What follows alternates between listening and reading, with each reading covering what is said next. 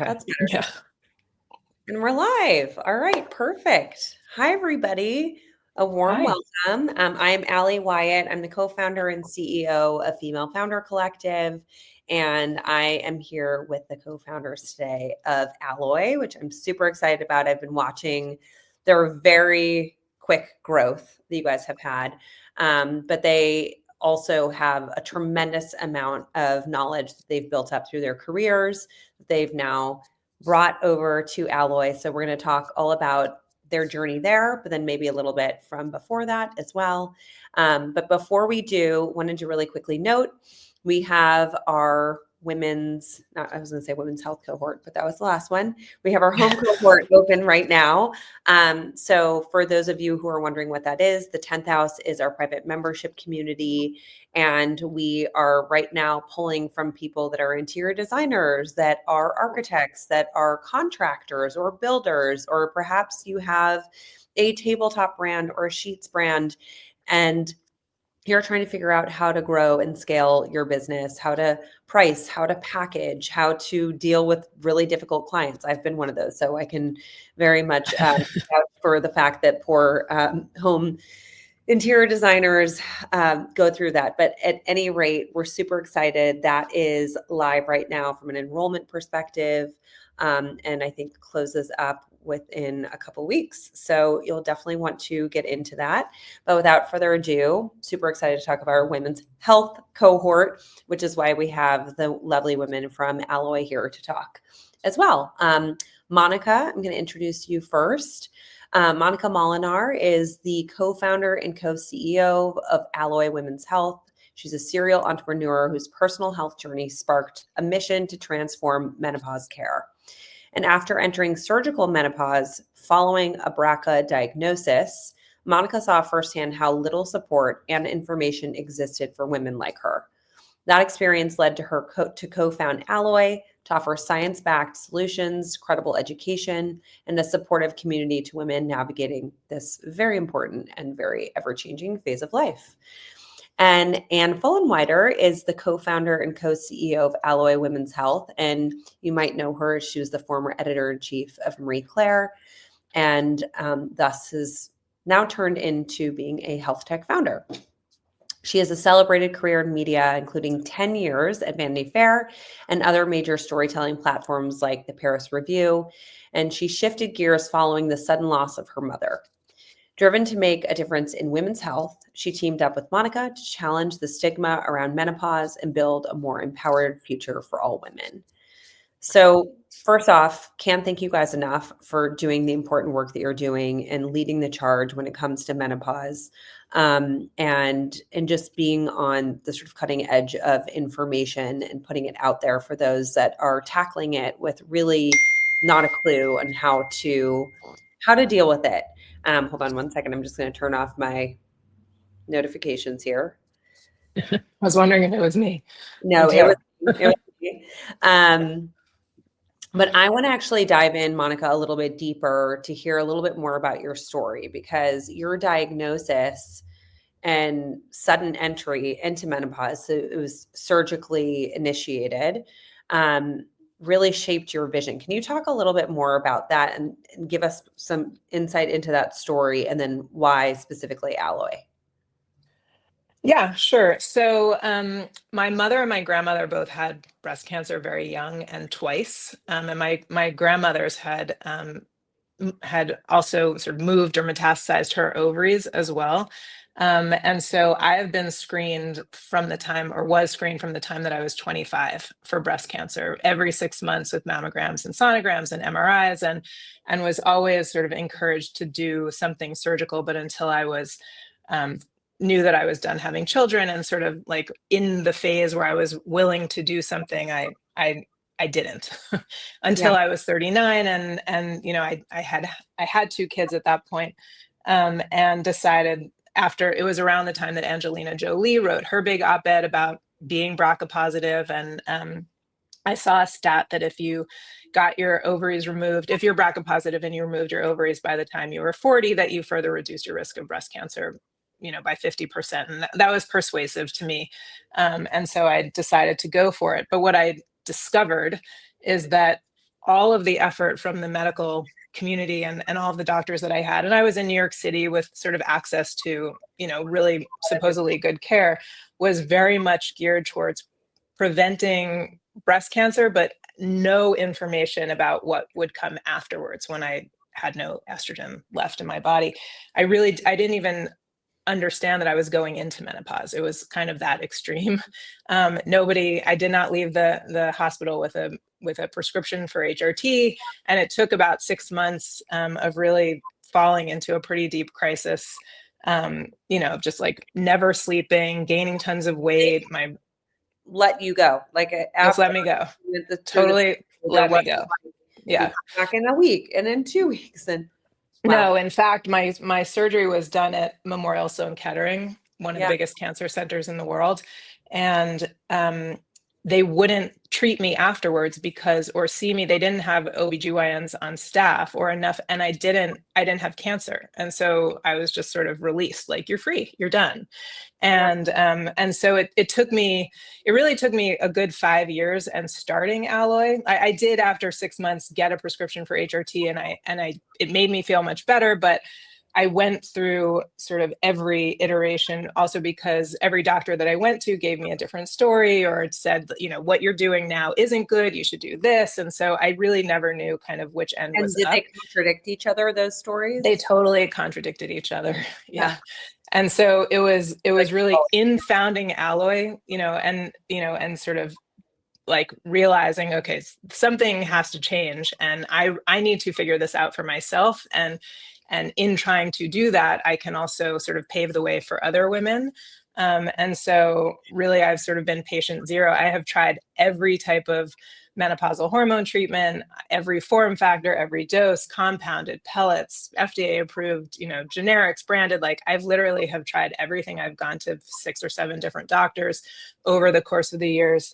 And it was sort of in founding Alloy, really doing the research and understanding what and why this is such a yeah. problem for women, and women aren't getting treated. Meeting Sharon Malone, bringing her in as our chief medical advisor, just sort of really diving deep into this phase of life, that I was able to figure it out for myself, and sort of shape the vision for the type of care and support and empathy that we want to deliver to women. Also, the process, making it easy, making it accessible, making it affordable. All of those things were really important in terms of the vision that Anna and I both shared. And I want to also talk about your chief medical officer, but first I want to go to your co-founder, obviously. And Anne, I want to hear about how that transition was. Like, what sort of sparked your interest to move from a career in media over to Alloy? A couple of things actually from my media career. One, we did a really great story written by Kayla Webley Adler called "Being a Woman is Killing You," about the lack of research on female bodies in the medical literature, and how that really affected women's health outcomes across the board, and diagnosis, et cetera. Another thing we did was found a conference, an annual conference for female entrepreneurs.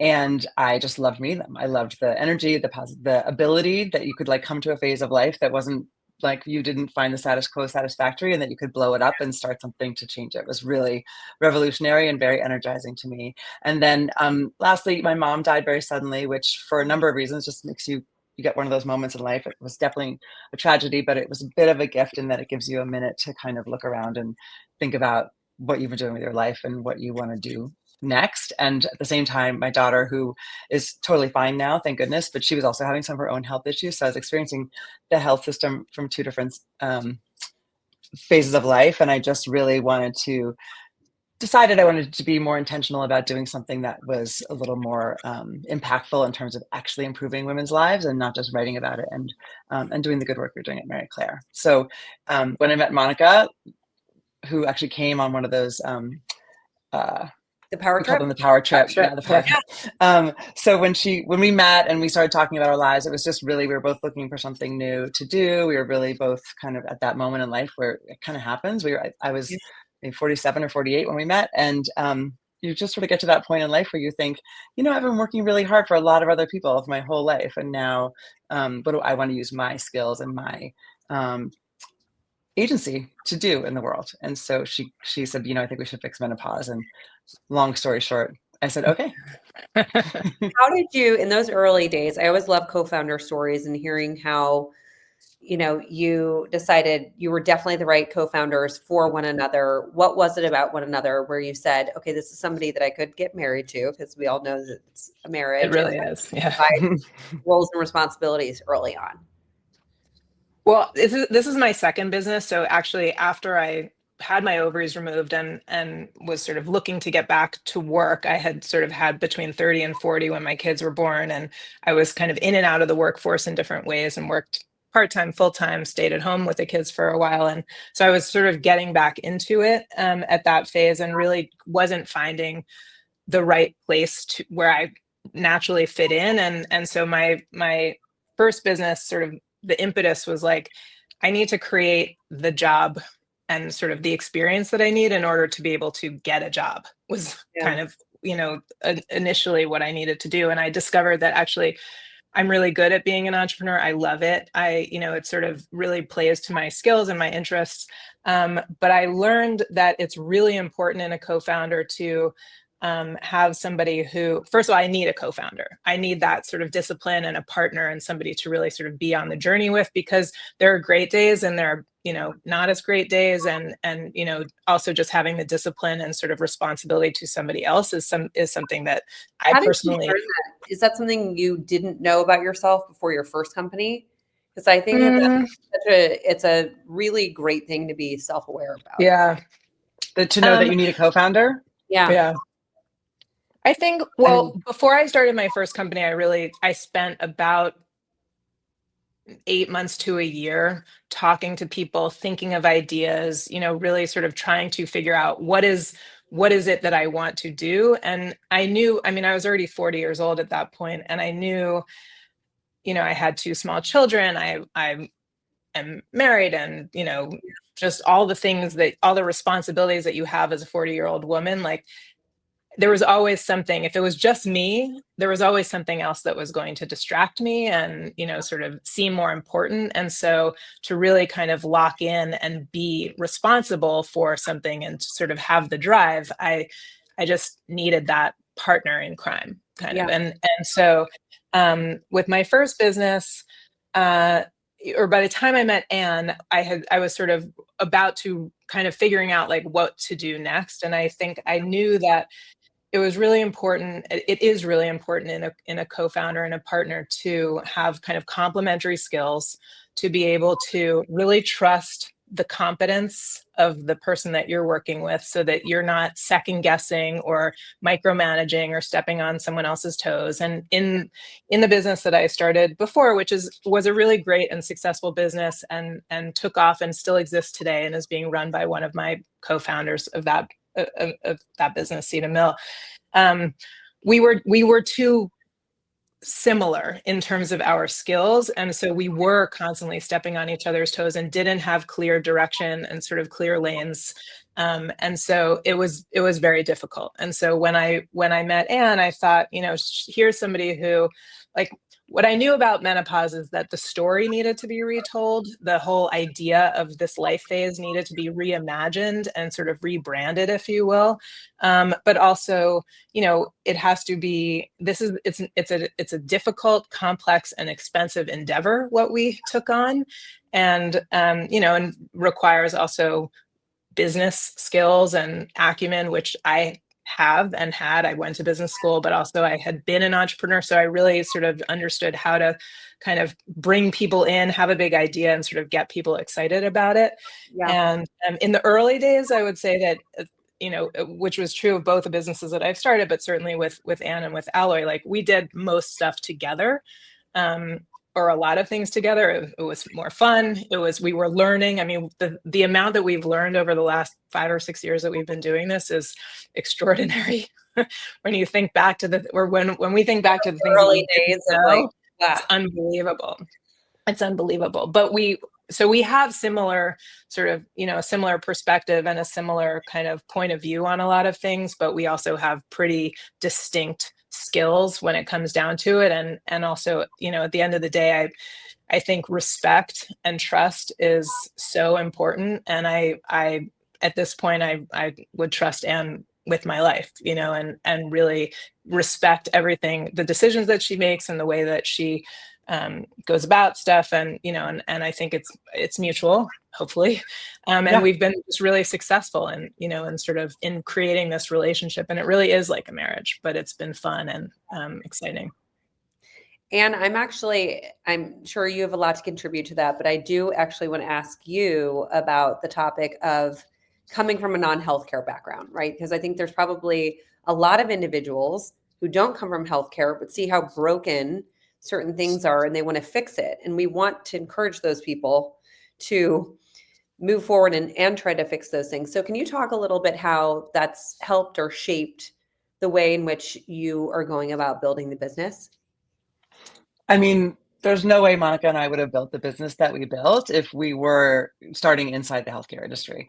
Yes. It's just such a entrenched, misaligned incentives. I mean, there's, of course, everyone in the healthcare industry is trying to do good. There's a lot of sick people out there who need help, and lots of people are trying to help. But the entrenched systems make it almost impossible in some ways for doctors to operate in a way that works for their lives and for patients to get the care that they need. And we were really, Monica, we always talk about Monica as patient zero because she entered surgical menopause and experienced the lack of care and information and expertise out there. But we were both the patient. I mean, I didn't even realize until we started Alloy that I was in perimenopause. I needed the expertise of our medical advisors and even that, like listening to talk about perimenopause, I was like, oh. And then a year in, I was like, oh, right, no sleep, gaining weight, rage, anger, depression, like, oh, that's me, right? So it took a long time. But my point is really that we experienced the system as it was, as patients or as people trying to navigate, and the status quo is really ridiculous. Like, especially, there is a specific lack of expertise in menopause.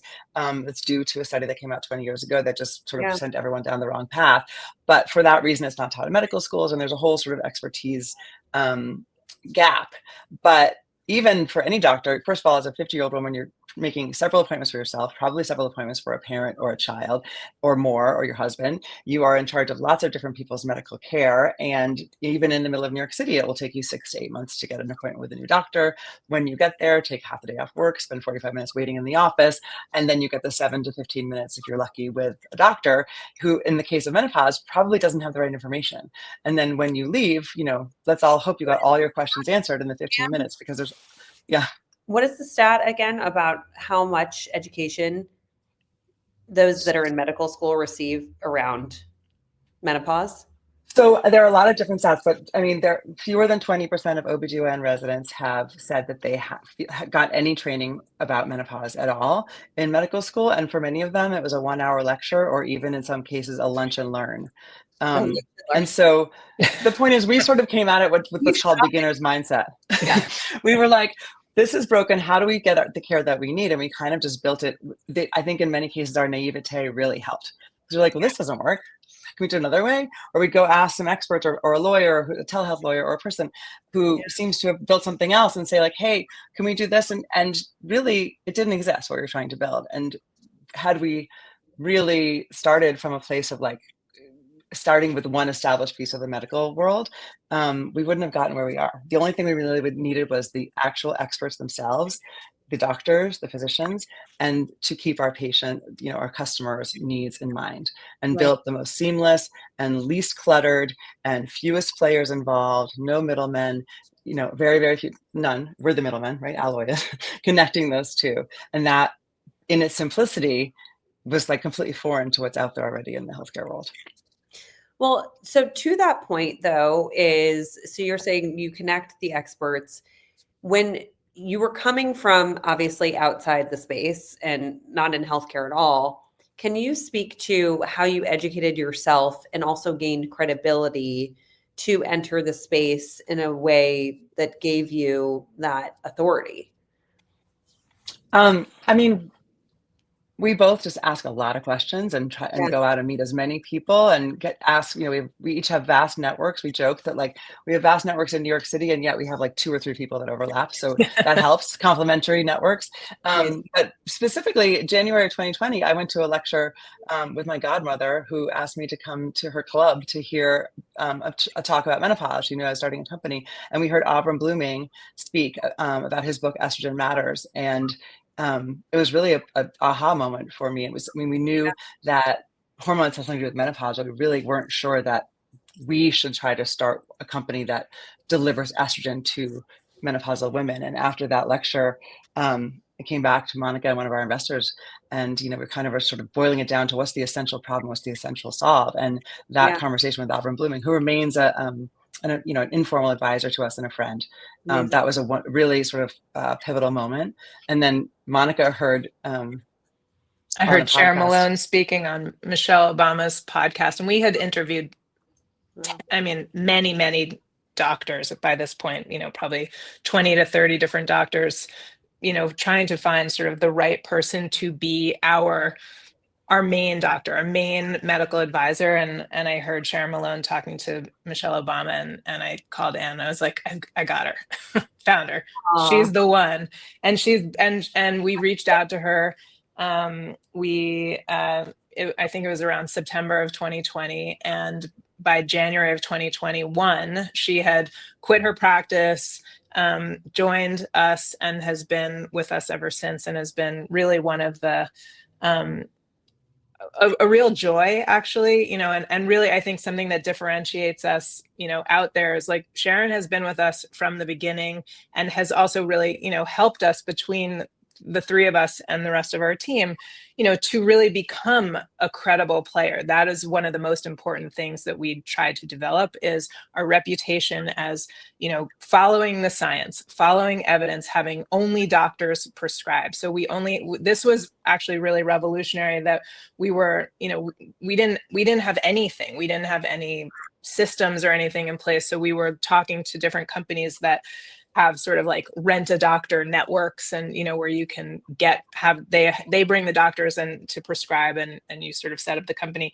And there was not one network that had any women's health specialists, any OBGYNs, any even general practitioners who had a focus on women's health. And so we really had to create all of those relationships on our own, and by being credible and real people, and sort of putting something together that doctors could also trust and believe in, that we weren't such cowboys that we were, going to be irresponsible with women's health and women's lives. And, I think it's been actually one of the things I'm most proud of, how we built that. And 2 follow-up questions to that is, one, how did you get Shara to actually respond to you, right? Any tips for those that are like, I'm a fan of this doctor, it's really hard to get into them, they're super busy. How did you kind of bring her into your orbit? And then the other question is, can you tell everybody what Alloy does exactly? Because I think we didn't cover that. Well, we got to Sharon. Anne and I both, as she said, we have, by this age, if you're a friendly person, you've developed, pretty large, extensive networks of people that you've met over the years. And we both knew people who sort of tangentially knew Sharon. And so we just asked, like, be persistent and find the people that who can make an introduction. And it happened to be good timing in that she was, serendipity is really a thing. And she was kind of thinking at that moment about leaving her practice, and sort of thinking about what her next phase in life was going to bring. So, timing just kind of worked out and the stars aligned. And in terms of what We Alloy cold does, emailed her. I just want to say the other piece Yeah. of that is just go ask, find people. We cold emailed her. Yes, we had some connections to her, but she received an email in her inbox saying, we heard you on Michelle Obama's podcast. We'd love to speak to you about women's health. And lo and behold, it was a really good timing for her. And she wrote back and said, I'd love to talk about women's health.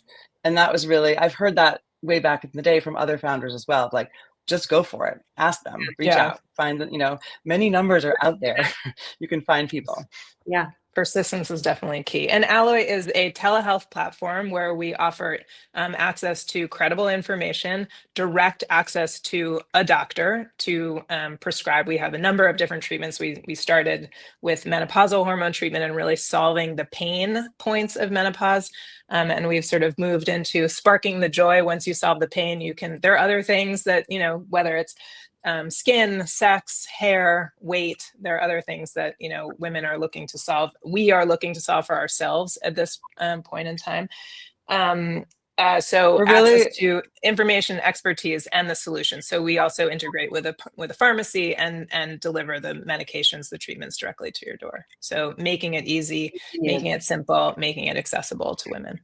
Love that. And I think it's important to say that we're the only 100% digital company that connects women to board certified menopause trained physicians only with 24/7 access to those doctors. And that was really that access gap that we, fixed via technology. It's phenomenal. I mean, I feel now like I have a solution for when I go through menopause. I'm definitely in perimenopause, but so I should probably reach out. Yeah. And we're not only for menopause. So we start at perimenopause because this phase is long. Perimenopause lasts between 7 to 14 years, depending on who you are and, your own body. Every woman is a little bit different. And although the vast majority, about 80 to 85% of women will have symptoms that are severe or moderate to severe enough that they are seeking treatment, only 4% of women at this moment are getting treated. Or getting treated properly. So women are out there searching desperately for how the hell do I feel better? And what we know is that there really is a timing element to this, that the sooner you treat yourself and feel better, the better it is for your long-term health, actually. So there's not only solving the symptoms, but there's actually a huge prevention component to this as well. So potential degradation of your immune system and whatnot. Yeah. So I want to ask about the funding piece, because it's out there and very clear that women's health is massively underfunded, and with everything happening on the national and government level, it's getting potentially worse. Why do you think menopause is so vastly underfunded, even as the women's health conversation becomes more and more in the forefront? I think it all really started with a lack of education about menopause, a lack of willingness to actually talk about it, sort of women's fear about it, and really the study that Anne referenced, the Women's Health Initiative from that was really detrimental and misreported 20 years ago, and sort of put a fear of massive and unnecessary fear of breast cancer in women's eyes. And so medical schools stopped teaching about estrogen. It just literally fell off the map. And I think also, there has been a stigma and taboo around aging, women's sexuality, women's pleasure, conversations that either people were too uncomfortable to have or just didn't even think about as relevant, even as men's sexual health with Viagra and other things, men's hair loss, men's problems that happen at this point of life have been unbelievably well studied and well funded. And multiple billion-dollar companies have been created around fixing men's midlife issues, and nobody really thought about women until I guess Gen X. At this point, the problem is big enough, the system is broken enough, and the technology is good enough that the time was ripe for us to actually fix it. And do you feel like, from a funding perspective, do you feel like there is a sort of widening aperture of interest in menopause specifically? Definitely. It's still difficult. I mean, convincing investors. And one of the things that we've learned about investors is that they're quite risk averse, and most have really specific mandates about what they're allowed to invest in or what they're looking for. And so it's been a journey convincing people that this is a problem, that this is not a niche market. 100% of women will go through this life phase and are looking for solutions.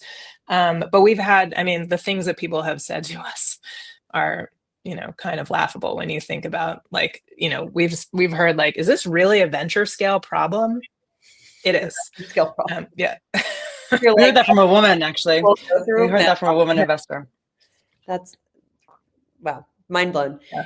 And I Yeah. want to ask you about the education aspect of it, right? Because Monica, you mentioned that that's such an important piece of just getting the word out there.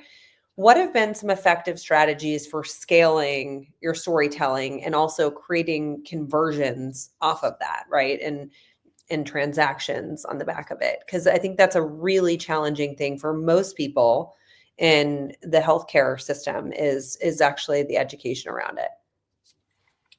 In terms, absolutely, and in terms of what's worked for us, first Yeah. of all, some trial and error, but really we found two very different pieces of it that were missing and that really needed to be emphasized. One is listening to women and Yeah. just having them tell their stories to each other and just mirroring back to them and having, we've seen over and over and over again this sort of widening of the eyes of like, oh, I'm not alone and I'm not crazy.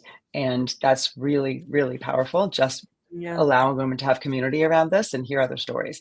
And then the other piece is very different, which is actually amassing and consolidating or convening the experts and getting their information out, getting interviews with doctors, webinars, Instagram lives, articles, interviews, and just amplifying the experts' voices. We find, first of all, that there's an endless appetite for that. And secondly, that like when we put it out there on our YouTube channel or on our website or on our Instagram or TikTok, seriously, on TikTok, we get the most engaged, highest, the highest views, the highest hits to our website, the highest engagement on our social media posts when we have experts delivering scientific information. And it's really like there's almost you can't get too specific on a certain problem with the science that doesn't awaken someone's a whole group of people's interest and appetite. In fact, early days when we were tracking these things, we saw the highest conversion on our science page where we were explaining the science of estrogen and hormones. And so there's really there's a huge hunger for the information, even from doctors, but certainly from our customers. And so it's really like the empathy and then the science. And then I want to talk about scaling, but first we do have an audience question that I think is super relevant. And it's something I like to ask most of the founders that are on here because it's I think an art and a science, and everybody has a different answer. And that's, how did you find product market fit?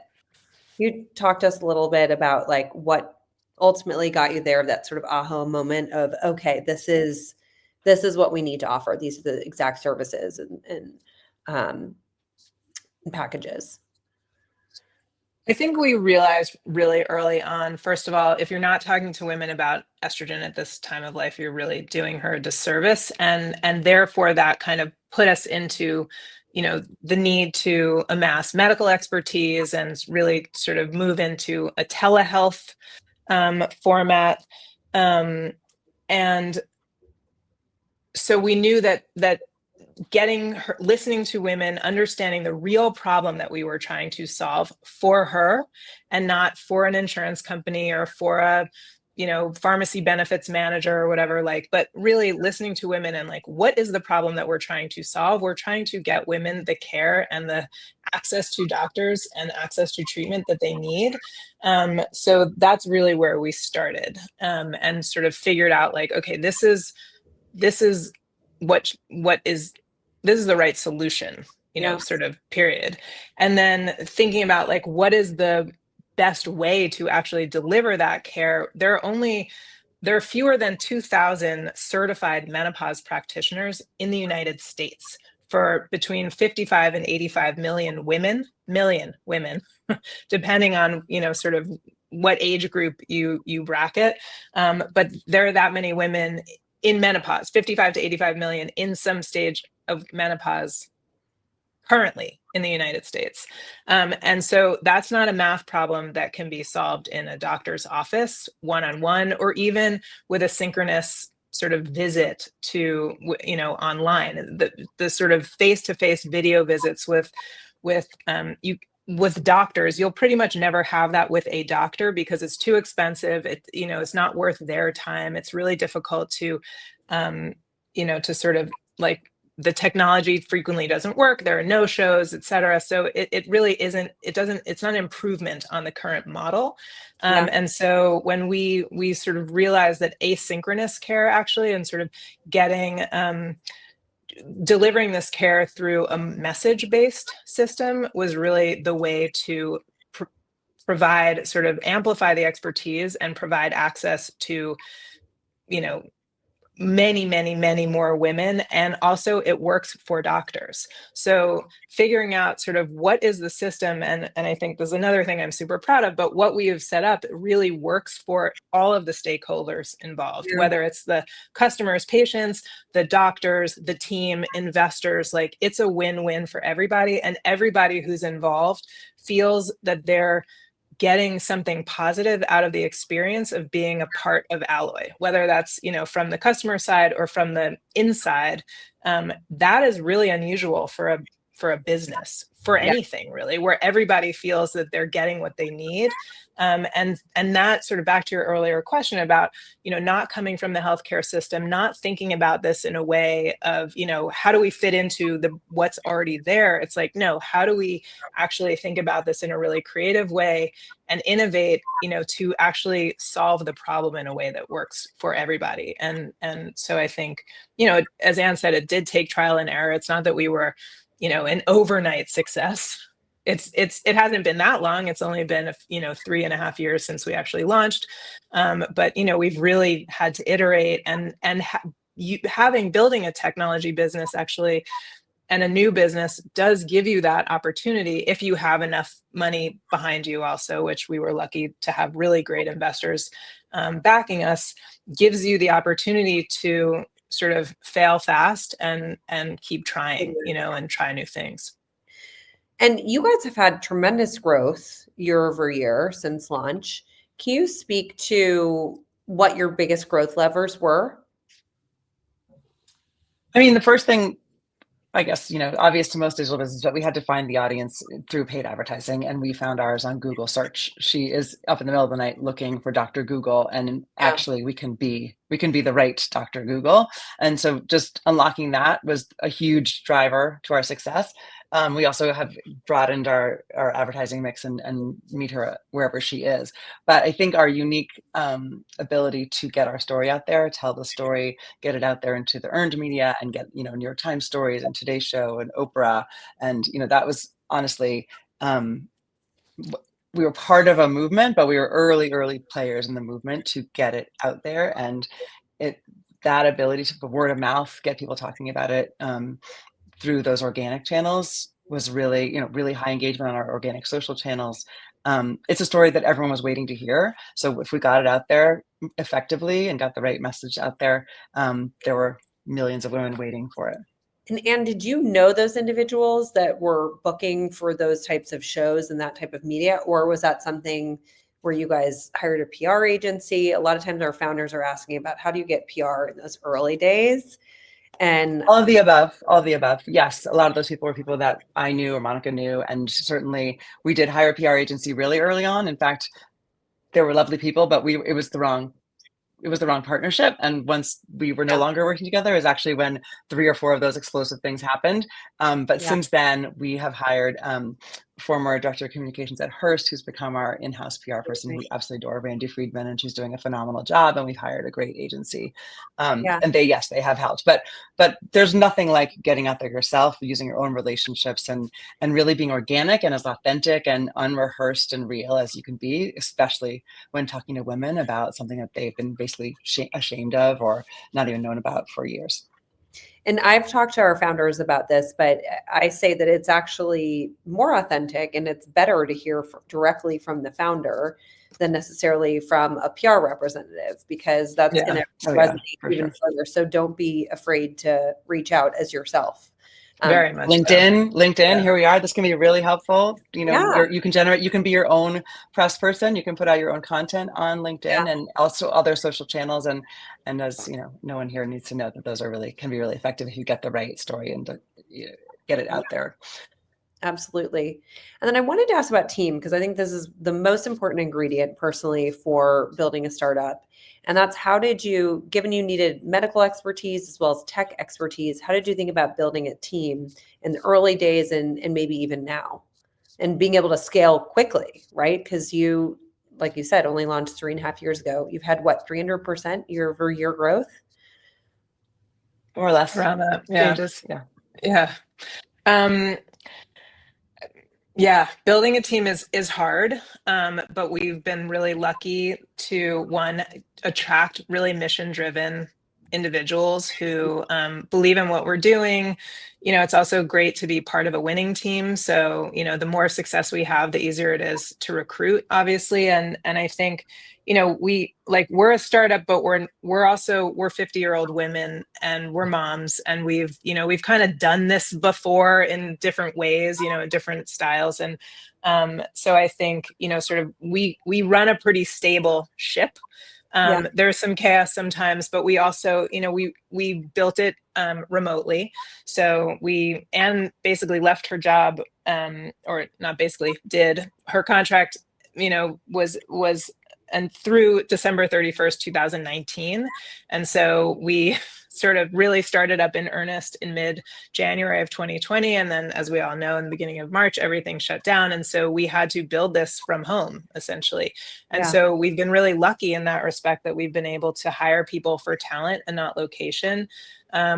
We've had sort of a movie credit list of people who, have sort of been involved along the way, but our core team has really been very stable, and we've had almost no attrition.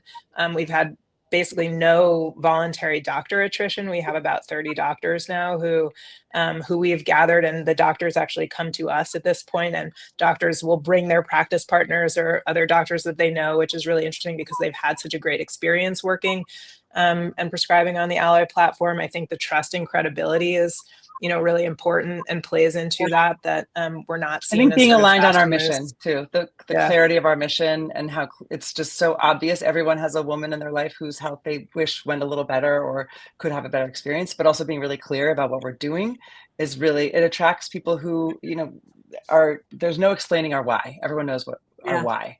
And that is Yeah. really, really magnetic. I would agree. And in terms of the future for Alloy, what's next for you all? A lot. We just launched weight care. We just launched weight care like 2 weeks ago, which has really been great. It's sort of the missing piece in women's midlife health. Weight is a big complaint, and Yeah. we were sort of waiting for the science to shake out and the legality to clear up, but we've got some really great options for GLP-1s, as well as a really, supportive nutrition and movement program as well. And we've got all of our doctors are experienced in this and certified in obesity medicine, et cetera. We have some more launches coming up this year that we're really excited about. And we've only really just begun. There's so many more women out there to reach and to help. Love that. And final question, and that's, what do you want healthcare founders, or any founders, frankly, that are out there challenging the norm, to know? Like, what are some pieces of advice that you would give them that you feel have really helped you along your journey?